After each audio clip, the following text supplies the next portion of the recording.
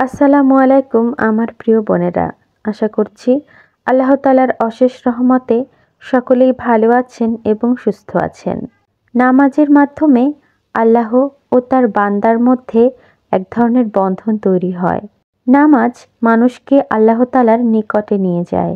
যখন মানুষ নামাজ পড়ে তখন কেবলমাত্র আল্লাহ তাআলার সন্তুষ্টি অর্জনের জন্যই নামাজ পড়ে এবং আল্লাহ তাআলাকে অন্তরের মধ্যে ধারণ করার চেষ্টা করে। তবে আল্লাহ ও মানুষের একান্ত এই মুহূর্তটিতে বিঘ্নতা সৃষ্টির চেষ্টা চালিয়ে যায় শয়তান। শয়তান কখনোই চায় না বান্দা ও তার রবের মধ্যে ঘনিষ্ঠ সম্পর্ক তৈরি হোক।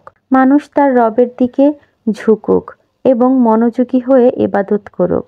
আল্লাহর দরবার থেকে বিতাড়িত হওয়ার সময়েই শয়তান এই প্রতিজ্ঞা করেছিল।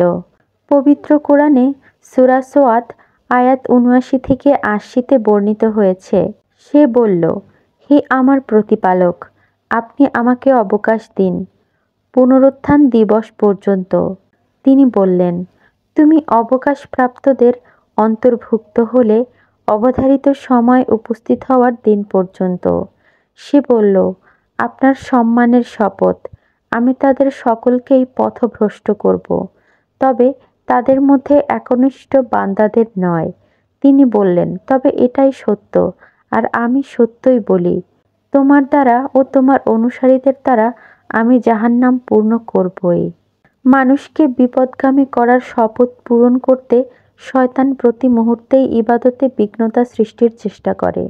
মানুষ যখন নামাজে দাঁড়ায় তখন তাকে বিভিন্ন ধরনের কথা মনে করিয়ে দেয়। এ বিষয়ে এক হাদিসে হযরত আবু হুরায়রা রাদিয়াল্লাহু থেকে বর্ণিত হয়েছে।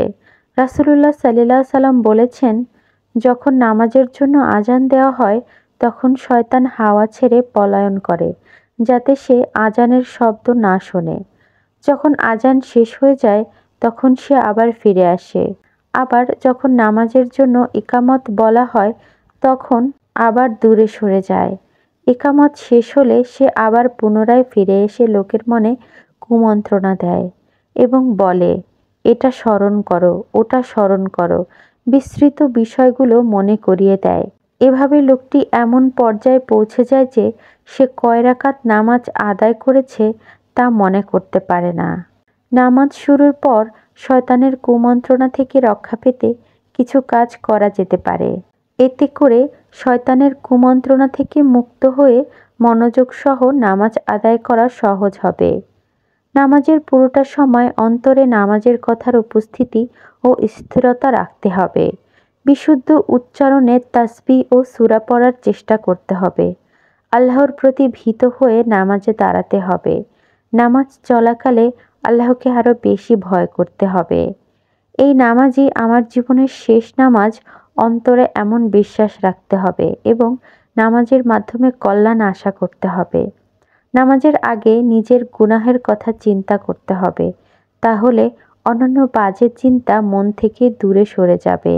এবং আমার প্রিয় বোনেরা, এভাবেই মনোযোগী হয়ে আল্লাহর একনিষ্ঠ হয়ে নামাজ আদায় করতে হবে।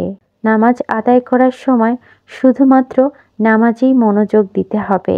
অমনোযোগী হয়ে নামাজ পড়লে অথবা অমনোযোগী হয়ে কোনো দোয়া করলে আল্লাহ তাআলা তা কবুল করে না।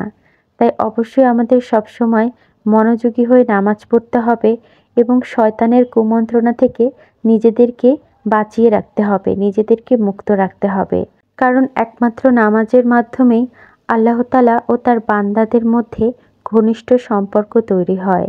তাই আমার বোনেরা একনিষ্ঠ হয়ে মনোযোগী হয়ে নামাজ পড়ুন, আল্লাহ তাআলাকে অন্তরে ধারণ করুন, আল্লাহ তাআলাকে বেশি বেশি ভালোবাসুন, তার আদেশ নিষেধ মান্য করুন, সকলকে হেদায়েতের পথে আহ্বান করুন, নিজে ভালো থাকুন, পরিবারকে ভালো রাখুন, আর আমার জন্য দোয়া করবেন। চ্যানেলটি ভালো লাগলে সাবস্ক্রাইব করে দিবেন। আসসালামু আলাইকুম।